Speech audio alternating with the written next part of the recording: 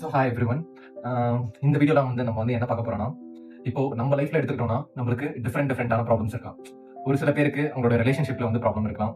Maybe நம்மளுக்கு யாரை பிடிக்குமோ அவங்களே நம்மள பயங்கரமா ஹர்ட் பண்ணலாம். இல்லாட்டி சில பேர் கவர்மெண்ட் எக்ஸாம்ஸ் ப்ரிப்பேர் பண்ணிட்டு இருப்பாங்க. பட் ஸ்டில் கிளியர் பண்ண முடியாம இருக்கும். சில பேருக்கு இன்னும் ஜாபே கிடைக்காம இருக்கும். சில பேருக்கு ஒவ்வொருத்தவங்களுக்குமே ஒவ்வொரு லைஃப்ல ஏதோ ஒரு டிஃப்ரெண்ட் கைண்ட் ஆஃப் ப்ராப்ளம்ஸ் இருக்கும். அது ஃபினான்ஷியலாவோ இல்லாட்டி பிசிக்கலாவோ இல்ல ஒரு ஹெல்த் டிசீஸால பாதிக்கப்பட்டவங்களும் இருக்காங்க. அந்த மாதிரி நிறைய பேர் இருக்காங்க. இப்போ நான் இந்த வீடியோல என்ன பண்ண போறேன்னா 3 டெக்னிக்ஸ் நான் உங்களுக்கு சொல்ல போறேன். இப்ப இந்த 3 டெக்னிக்ஸ்ன்றது எதுல இருந்து நான் எடுத்ததுன்னா, ஆக்சுவலா ஒரு இப்போ நம்ம காலகட்டத்துல ஒரு இன்ஜினியரிங் படிக்கிறதுக்கோ இல்லாட்டி ஒரு டாக்டர் படிக்கிறதுக்கோ ஸ்கூல்ஸ் எல்லாம் இருக்கு. அதை சொல்லி தரதுக்கு கரெக்டா. பட் ஆனா ஒரு 2000 இயர்ஸ்க்கு முன்னாடி நீங்க ஒரு அந்த ரோம் சைட்ல இட்டாலி, அந்த கிரீஸ் அந்த இடத்துல எல்லாம் நீங்க போய் பாத்தீங்கன்னா எப்படி ஒரு நல்ல வாழ்க்கையை வாழ்றதுக்குனே ஸ்கூல்ஸ் இருக்கும். அந்த ஸ்கூல்ஸ்ல பசங்களை போய் சேர்க்கறதுக்காக பேரண்ட்ஸ் இது பண்ணுவாங்க, ட்ரை பண்ணுவாங்க. சோ அப்படிப்பட்ட ஒரு ஸ்கூல் தான் ஸ்டாய்க் ஸ்கூல் அப்படின்னு சொல்லுவாங்க. அந்த டைம்ல அந்த ஸ்டாய்க் ஸ்கூல்ல அதுல இருந்து பேஸ் பண்ணி வந்த பிலாசபி தான் ஸ்டாய்க் பிலாசபி. அவங்க இந்த மாதிரி லைஃப்ல ஒவ்வொரு சேலஞ்சஸையும் எப்படி லாஜிக்கலா நம்ம ஃபேஸ் பண்றது அப்படின்றதுக்கு அதனால அந்த ஸ்டாய்க் ஸ்கூல்ல இருந்து நிறைய பிலாசபர்ஸ் அதை பத்தி எழுதியிருந்தாங்க. சோ அதுல இருந்து நான் எனக்கு பிடிச்ச ஒரு 3 விஷயத்த நான் உங்ககிட்ட ஷேர் பண்ணணும்னு நினைக்கிறேன். நான் இந்த வீடியோட எண்ட்ல கண்டிப்பா உங்களுக்கு இந்த 3 விஷயத்த உங்களோட லைஃப்ல எந்த ப்ராப்ளம்லயுமே நீங்க அப்ளை பண்ணலாம். அப்படி அப்ளை பண்ணீங்கன்னா கண்டிப்பா ஃபர்ஸ்ட் அந்த ப்ராப்ளம் பாக்குற விதமும், அதுக்கப்புறமா நீங்க அந்த லைஃப்ல அந்த ஒவ்வொரு ப்ராப்ளம் பாக்குறவங்களோட கண்ணோட்டமும் மாறும்ன்றதை நான் நம்புறேன். சோ இதுக்கப்புறம் நம்ம டைம் வேஸ்ட் பண்ணாம டைரக்டா நம்ம வீடியோக்குள்ள போலாம். சோ ஃபர்ஸ்ட் டெக்னிக் என்னதுன்னா நெகட்டிவ் விஷுவலைசேஷன். இப்போ நெகட்டிவ் விஷுவலைசேஷன் அப்படின்னா என்னதுன்றத தெரிஞ்சுக்கிறதுக்கு முன்னாடி நம்ம இன்னொரு டேர்ம் தெரிஞ்சுக்கணும். அதுதான் என்னதுன்னா ஹெடானிக் அடாப்டேஷன் சொல்லுவாங்க. சோ நார்மலா ஒவ்வொருத்தவங்களுக்கும் ஒவ்வொரு ஆசை இருக்கும். ஓகேவா. இப்போ நம்மளோட மைண்ட் எப்படி இருக்கும்னா எப்பயுமே ஒரு கிரேவிங் மைண்ட் செட்ல தான் நம்ம எப்பயுமே இருப்போம். அதை நான் எப்படி சொல்றேன்னா, இப்போ நான் பிரசன்ட்ல ஒரு பொசிஷன்ல இருக்கேன்னா, இப்போ எனக்கு ஒரு சில கோல்ஸ் இருக்கும். இப்போ எனக்கு உதாரணத்துக்கு எனக்கு ஒரு புது பைக் வாங்கணுமோ, இல்லாட்டி எனக்கு இந்த பிராண்ட் ஆஃப் ஸ்மார்ட் போன் வாங்கணுமோ, இல்லாட்டி எனக்கு இந்த கவர்மெண்ட் எக்ஸாம் நான் கிளியர் பண்ணணுமோ அப்படின்னு எனக்கு ஒரு சில கோல்ஸ் இருக்கும். சோ இப்போ நான் என்ன பண்ணுவேன்னா, இப்போ நான் இந்த பொசிஷன்ல இருக்கேன், எனக்கு இங்க போகணும். சோ இங்க போனா நான் என்னோட லைஃப் எனக்கு பெட்டரா இருக்கும், பீஸ்ஃபுல்லா இருக்கும், நான் ஹாப்பியா இருப்பேன், எனக்கு அந்த பொருள்லாம் கிடைச்சா, அந்த விஷயம் கிடைச்சா, எனக்கு பிடிச்சவங்கள நான் கல்யாணம் பண்ணிக்கிட்டேன் அப்படின்னு நம்ம நினைப்போம்.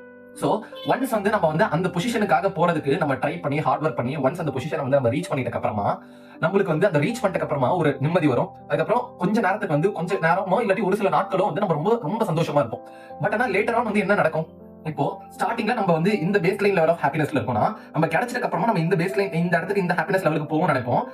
நம்ம அது கிடைச்சதுக்கு அப்புறமா இந்த லெவலுக்கு வந்துரும். பட் ஆனா ஒன்ஸ் ஃபியூ டேஸ் அந்த நம்ம எந்த பொருளுக்கு ரொம்ப நாள் ஆசைப்பட்டோமோ அது கிடைச்சதுக்கு அப்புறமா திருப்பியும் நம்ம பழைய பேஸ் லைன் லெவல் ஆஃப் ஹாப்பினஸ்க்கே நம்ம வந்துருவோம் அப்படின்னு சொல்றாங்க. சோ அந்த பொருள் கிடைக்கிறதுக்கு முன்னாடி என்ன ஹாப்பினஸ் லெவல் இருந்துச்சோ அதே தான் அந்த பொருள் கிடைச்சதுக்கு அப்புறமா நமக்கு இருக்கும் அப்படின்றது அர்த்தம். இதுல இருந்து உங்களுக்கு புரியுதுல. இப்போ இதுல இருந்து நமக்கு என்ன தெரியுது, இப்போ அவங்க அந்த பொருள் கிடைச்சதுக்கு அப்புறமா உங்களோட ஹாப்பினஸ் லெவல் பேஸ் லைனுக்கு வந்துட்டு அப்புறமா அவங்களுக்கு அவங்க கிடைச்ச பொருளை பத்தி அவங்க அதுக்கப்புறம் யோசிக்காம திருப்பியும் இன்னொரு ஒரு டார்கெட்டை செட் பண்ணி அந்த டார்கெட்டை நான் அட்டைன் பண்ணாதான் என்னோட லைஃப் ஹாப்பியா இருக்கணும்ன்ற ஒரு இலூஷனுக்குள்ள மாட்டிப்பாங்க. சோ இந்த சைக்கிள் கண்டினியூஸா நடந்துகிட்டே இருக்கும். சோ அவங்க ஒவ்வொரு விஷயத்து மேலேயும் ஆசைப்படுவாங்க. பட் ஆனா அது கிடைக்கிறதுக்காக ரொம்ப நேரம் போராடுவாங்க. அதை கிடைச்சதுக்கு அப்புறமா ஒரு ஷார்ட் பீரியட் ஆஃப் டைம்ல அவங்களுக்கு ஒரு சந்தோஷத்தை எக்ஸ்பீரியன்ஸ் பண்ணுவாங்க. பட் ஆனா அதுக்கப்புறமா அந்த அவங்களுக்கு என்ன கிடைச்ச பொருளோ அதை நினைச்சு கிரேட்ஃபுல்லா இல்லாம திருப்பியும் இன்னொரு ஒரு டார்கெட் செட் பண்ணி திருப்பியும் அதை சேஸ் பண்ணுவாங்க. சோ கண்டினியூஸா நம்மளுக்கு எந்த பிளஷர் கிடைக்குதோ அந்த பிளஷருக்கு நம்ம அடாப்ட் ஆயிட்டு திருப்பி ஒரு புது கோல்ஸ் நோக்கி நம்ம போயிட்டே இருக்கோம். சோ இப்போ இதுல என்ன ப்ராப்ளம்னா, நம்மளால கடைசி வரைக்குமே ஒரு எவர் லாஸ்டிங் ஒரு பீஸையோ ஒரு ஹாப்பினஸையோ நம்மளால அட்டைன் பண்ணவே முடியாது. நம்ம கடைசி வரைக்குமே ஏதோ ஒரு தேடல்ல பிரசன்ட்ல நம்மளுக்கு இது வரைக்கும் நம்ம என்னென்னலாம் அச்சீவ் பண்ணுமோ அதை பத்தி எல்லாம் யோசிக்காம நம்ம ஃபியூச்சர்ல ஒவ்வொரு கோல்ஸையும் செட் பண்ணி நான் எனக்கு இன்னும் போக வேண்டிய பாதை அதிகமா இருக்குன்ற ஒரு மைண்ட் செட்ல மட்டுமே தான் இருந்துட்டு இருப்போம். இது நம்மளுடைய சந்தோஷத்துக்குமே ரொம்ப ஹெல்ப் பண்ணாது. சோ இப்போ இதுக்கு என்ன சொல்யூஷன் அப்படின்னு பாத்தீங்கன்னா, இதை இந்த ப்ராசஸ் நம்ம ரிவர்ஸ் பண்ணணும். ஓகேவா.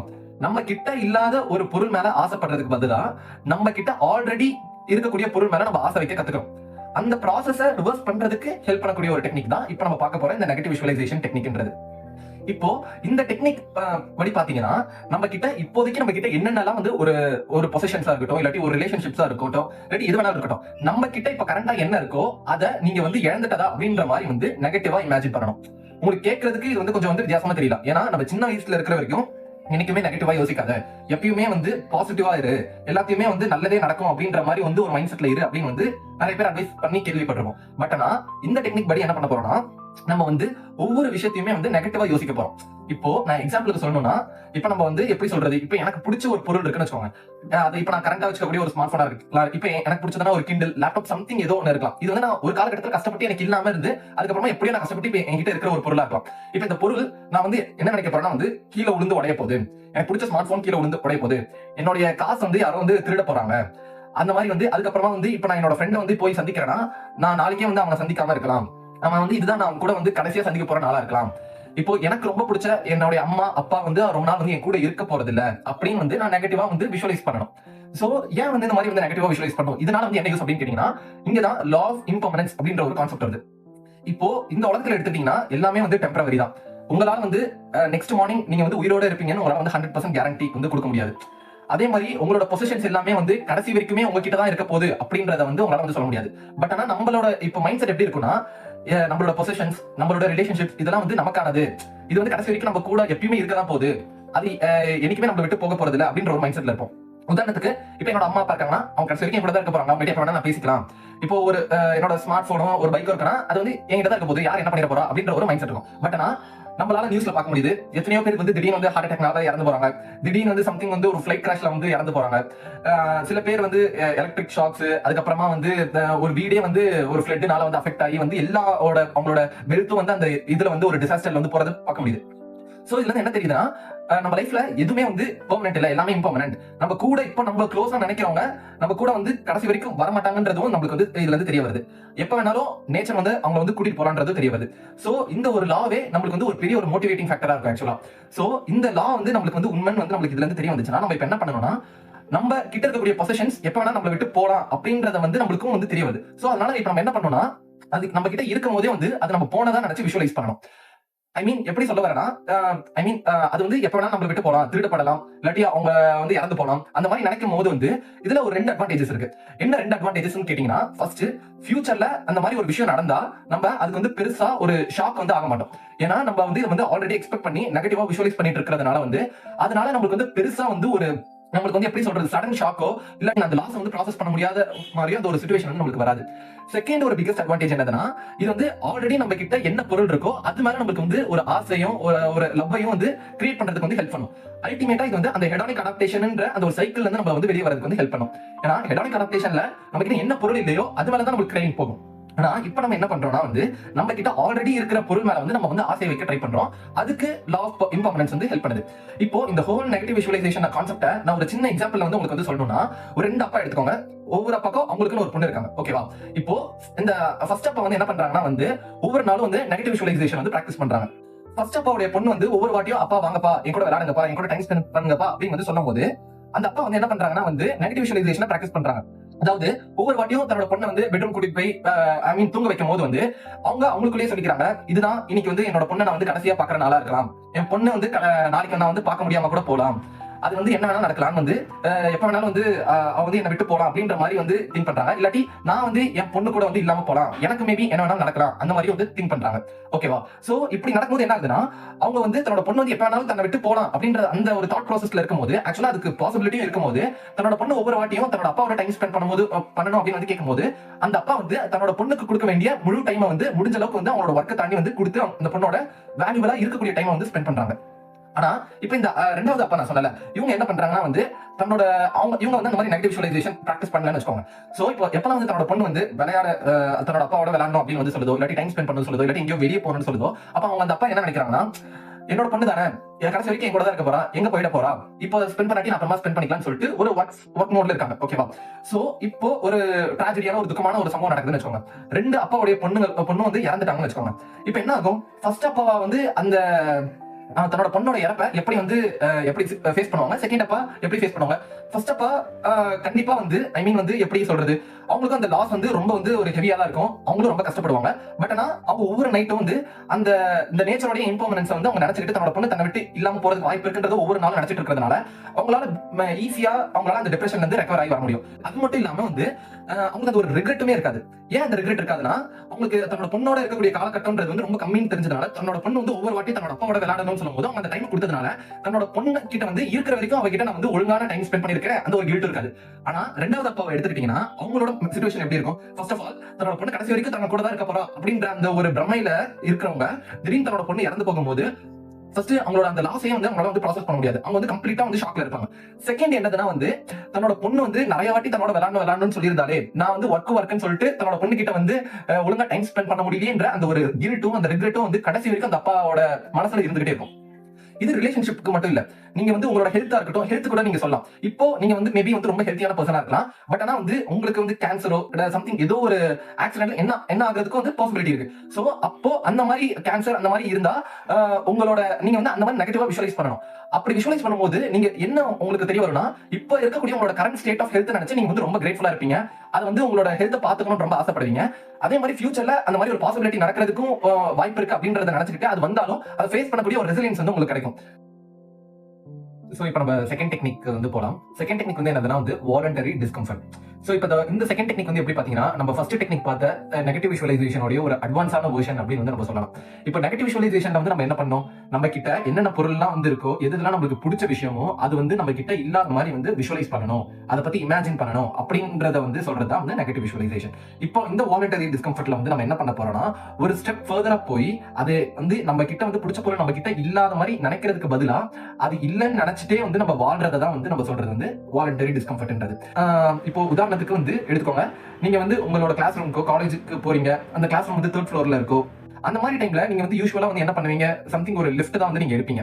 இப்போ இந்த வாலண்டரி டிஸ்கம்ஃபர்ட்ல வந்து நீங்க என்ன பண்ண போறீங்கன்னா வந்து உங்களுக்கு வந்து இப்ப பிரசன்டா இந்த பிரிவிலேஜஸ் இந்த அம்யூனிட்டிஸ்லாம் இருக்கிறத நீங்க மேபி வந்து கிராண்டடா எடுத்துக்கலாம்.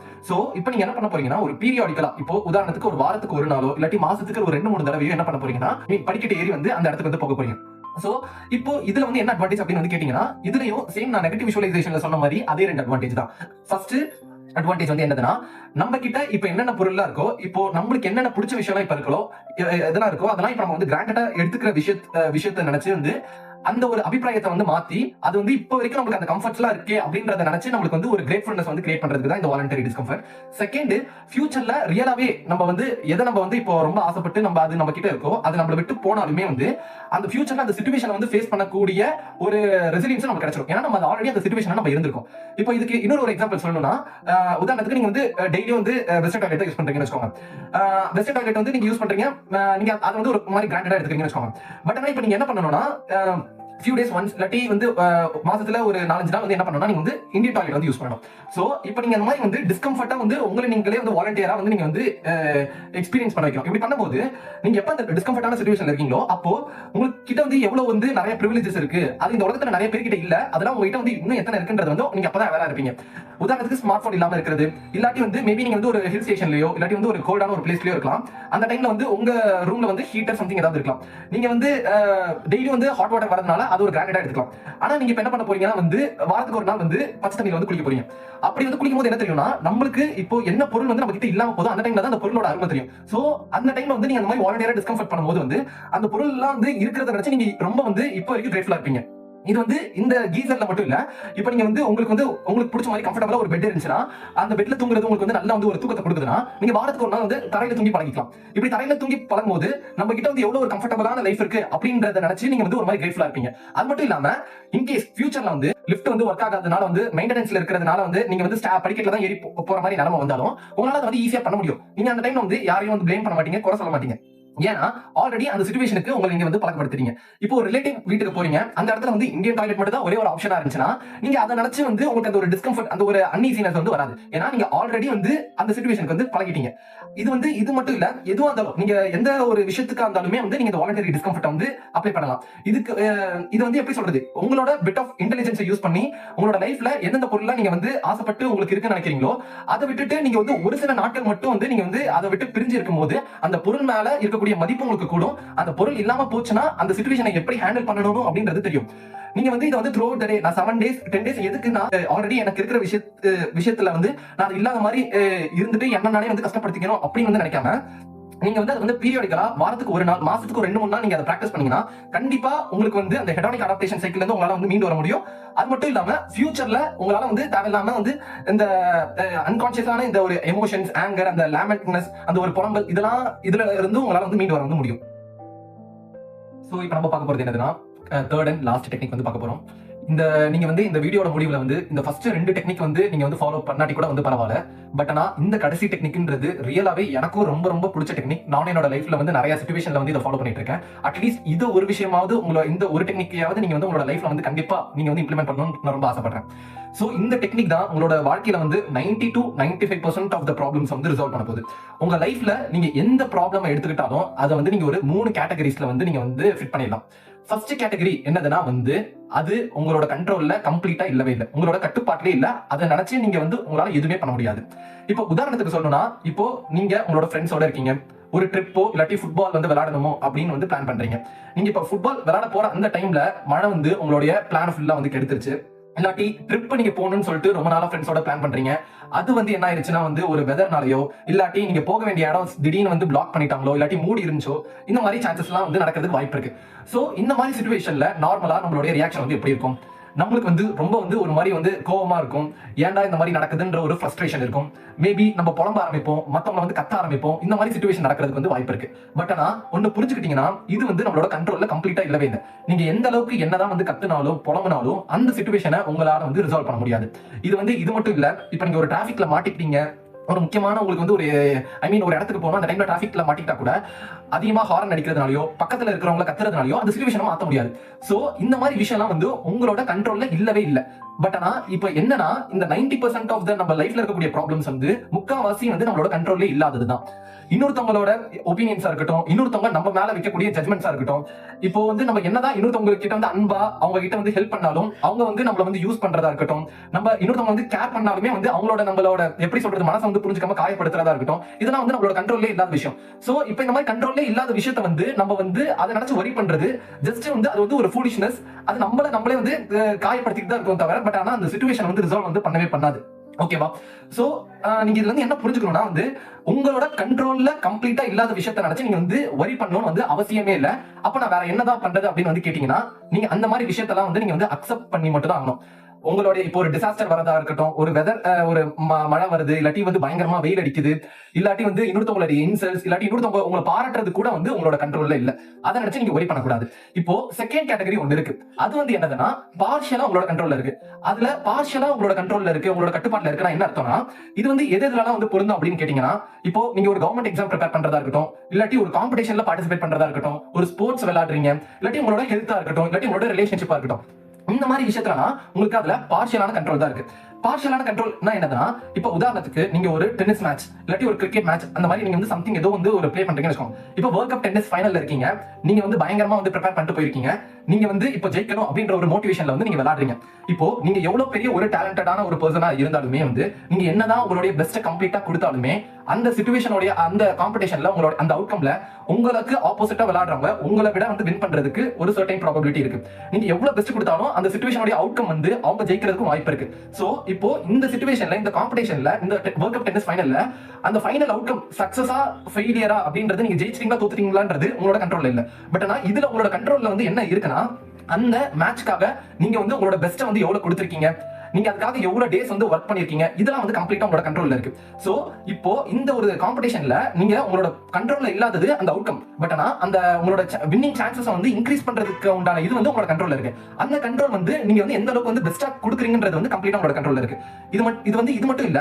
சோ இப்போ ரிலேஷன்ஷிப்ல எடுத்துக்கிட்டா கூட நீங்க வந்து மத்தவங்க என்னதான் உங்களை வந்து இன்சல்ட் பண்ணாலும் உங்களை காயப்படுத்தினாலும் உங்களுக்கு பிடிச்ச மாதிரி நடக்காம இருந்தாலும் அதெல்லாம் உங்களோட கண்ட்ரோல்ல இல்ல. ஆனா அவங்க உங்களை காயப்படுத்தினா அதுக்கு நீங்க அந்த இடத்துல வந்து நீங்க எப்படி வந்து ரெஸ்பாண்ட் பண்ண போறீங்க, அவங்களுக்கு வந்து நீங்க எப்படி அந்த இடத்துல வந்து ரிப்ளை பண்ண போறீங்க, அந்த சிச்சுவேஷனை எப்படி ஹேண்டில் பண்ண போறீங்கன்றது வந்து கம்ப்ளீட்டா உங்களோட கண்ட்ரோல்ல இருக்கு. உங்களோட எத்திக்கல் வேல்யூஸோ மாரல் வேல்யூஸோ அந்த டைம்ல நீங்க வந்து எப்படி வந்து அதை பேஸ் பண்ணி வந்து ரெஸ்பாண்ட் பண்ண போறீங்கன்றது உங்களோட கண்ட்ரோல்ல இருக்கு.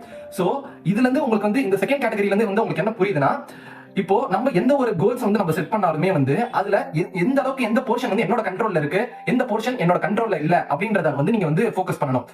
நீங்க உங்க கண்ட்ரோல்ல இருக்கக்கூடிய உங்களுக்கு நீங்க உங்களால எவ்வளவு பெஸ்ட் முடியுமோ அதை நீங்க கொடுத்துட்டீங்களா அப்படின்ற மட்டும் அந்த ஒரு கேள்வி மட்டும் உங்ககிட்ட நீங்க கேட்கணும். அதை கொடுத்துட்டீங்கன்னா அதுக்கப்புறமா நீங்க ஜெயிக்கிறீங்களோ தோக்குறீங்களோ அது மேட்டர் இல்ல. ஜஸ்ட் வந்து உங்க கிட்ட இருக்கிறத எல்லாத்தையுமே நீங்க வந்து உங்களால முடிஞ்ச அளவுக்கு கொடுத்துட்டீங்க, அதை நினைச்சு நீங்க பீஸ்ஃபுல்லா இருக்கலாம். உங்களோட கண்ட்ரோல்ல இல்லாம இன்கேஸ் நீங்க ஒரு எக்ஸாம் எழுதுறீங்க, அதுல மால் பிராக்டிஸ் நடந்துருச்சு, நிறைய பேர் வந்து சீட் பண்ணி அந்த எக்ஸாம் கிளியர் பண்ணிட்டாங்க. இல்லாட்டி வந்து ஐ மீன் எப்படி சொல்றது, நீங்க வந்து ஒரு எஃபர்ட் போட்டு ஒரு விஷயம் பண்ணிருக்கீங்க, பட் ஆனா வந்து ரெகக்னைஸ் பண்றதுக்கு அப்ரிஷியேட் பண்றதுக்கு யாருமே இல்லனா அதெல்லாம் உங்களோட கண்ட்ரோல் இல்ல. ஆனா உங்ககிட்ட நீங்க வந்து உங்களோட பெஸ்ட் கொடுக்கணும், என்னோட கையில என்ன இருக்கோ அதை நான் வந்து ஃபுல்லா கம்ப்ளீட்டா கொடுத்துட்டு அந்த ஒரு சாட்டிஸ்ஃபேக்ஷனோட நீங்க இருக்கலாம். அது வந்து தப்பு இல்ல. ஓகேவா? இதுதான் வந்து செகண்ட் கேட்டகரி, பார்ஷியலா நம்மளோட கண்ட்ரோல்ல இருக்கிறது. ஓகேவா? இப்போ தேர்ட் கேட்டகரி, ஃபைனல் கேட்டகரி. இது வந்து என்னதுன்னா this is the something which we have completely control over. I mean, but ஆனா இது பாத்தீங்கன்னா இது வந்து நம்ம லைஃப்ல வெறும் 1% மட்டும் தான் இருக்கு.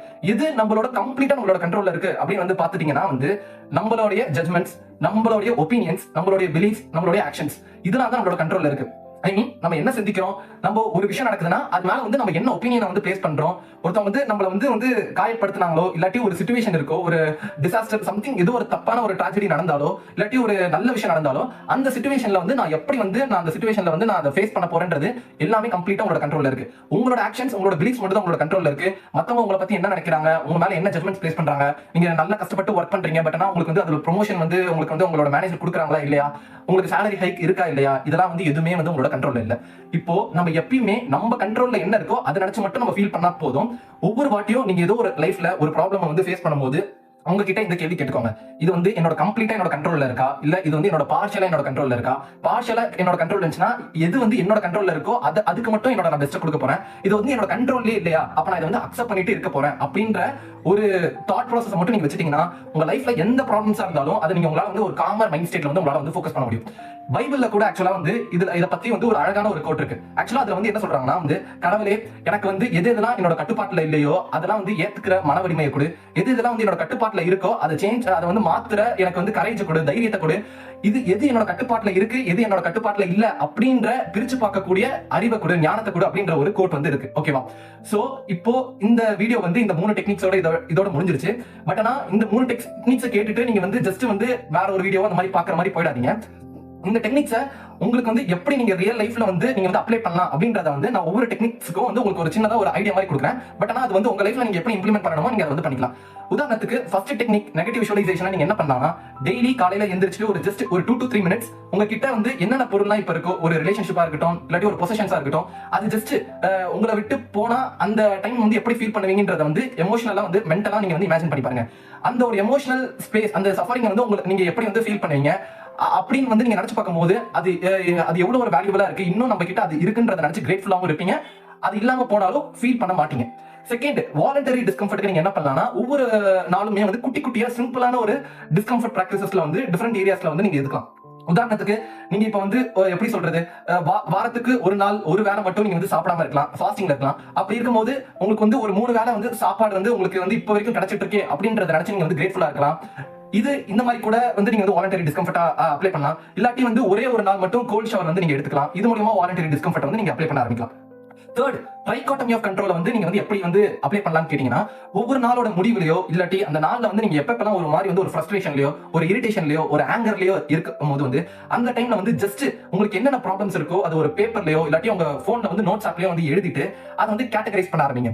அது வந்து கம்ப்ளீட்டா என்னோட கண்ட்ரோல்ல இருக்கா இல்லையா, பார்ஷியலா என்னோட கண்ட்ரோல்ல இருக்கா, இல்ல வந்து ஃபுல்லாவே என்னோட கண்ட்ரோல்லயே வந்து இல்லையா அப்படின்ற மாதிரி வந்து 3 கேட்டகரிஸா ஸ்பிளிட் பண்ணிட்டு உங்களோட கண்ட்ரோல்லே இல்லாத விஷயத்தை பத்தி நீங்க அந்த ப்ராப்ளம்ஸ் எல்லாம் வந்து கேர் பண்ணிக்க தேவையில்ல. ஜஸ்ட் அது நம்மளோட கண்ட்ரோல்ல இல்ல, அதை அக்செப்ட் பண்ணிக்கிற மைண்ட் செட்டுக்கு வந்துருங்க.